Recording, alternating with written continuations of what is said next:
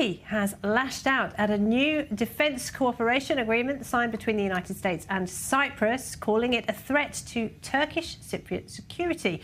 US Assistant Secretary of Defence for International Security Affairs, Celeste Wallander, signed that agreement in Nicosia with her counterpart, Vasilis Balmas. He hailed it as a strong commitment to deepening the partnership between the two countries. But Turkey says this deal undermines Washington's neutral stance on Cyprus, which has been divided since 1974, when Turkish soldiers invaded and occupied the north of the island. Well, with me in the studio, Dr. Hayetan Cohen-Yanarocak is a Turkey expert at the Jerusalem Institute for Strategy and Security. Good to see you, Hayetan. Good to see you too. As always, why is Turkey so angry about this move? Well, we should understand their anger. This is very logical, very reasonable, very, makes sense, because at the end of the day, this deal is putting an end to 50 years of U.S. policy of imposing an arms embargo on Republic of Cyprus.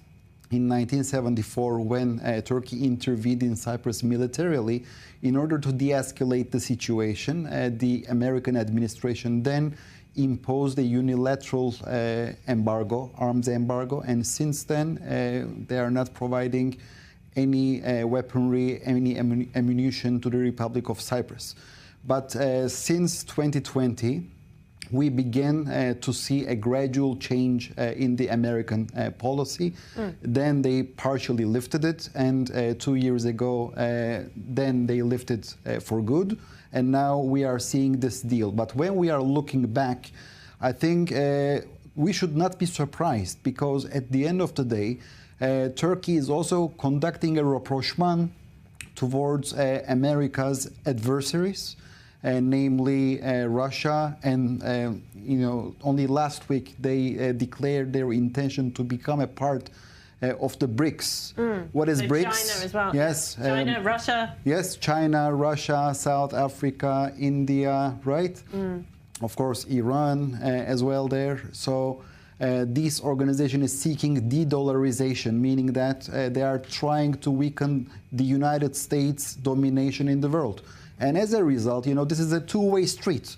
If you are basically taking these kind of decisions, inevitably also the United States will get similar decisions. And, this is what we call realism in the international relations. How worried is Erdogan about the Cypriot relationship with Israel? Because they do have a strong relationship. And in fact, Hezbollah, the Lebanese terrorist organization, directly threatened Cyprus if it got too involved in helping Israel in the war. In my opinion, the current American decision is also derived because of Cypriot government's strong identification with the state of Israel.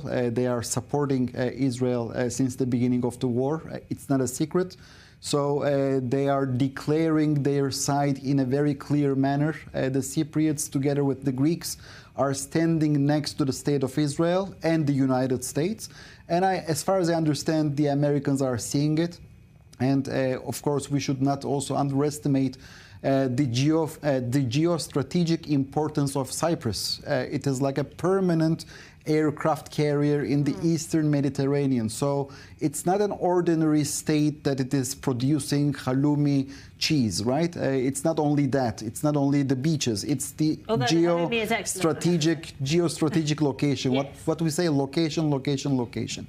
So in this regard, I think the United States will deepen its influence in Cyprus. And let us also not forget, also Hezbollah leader Hassan Nasrallah, he threatened Cyprus. In the same week, the Turkish Foreign Minister Hakan Fidan, he also threatened Cyprus because of its pro-Israel stance.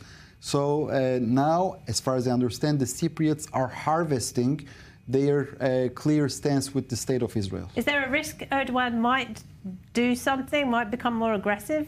We may see in the very near future some inaugurations of new army bases, as a so-called retaliation. Of course, in Cyprus, we may see an increasing presence of the Turkish Navy, or maybe the drilling ships. They may violate the Cypriot exclusive economic zones.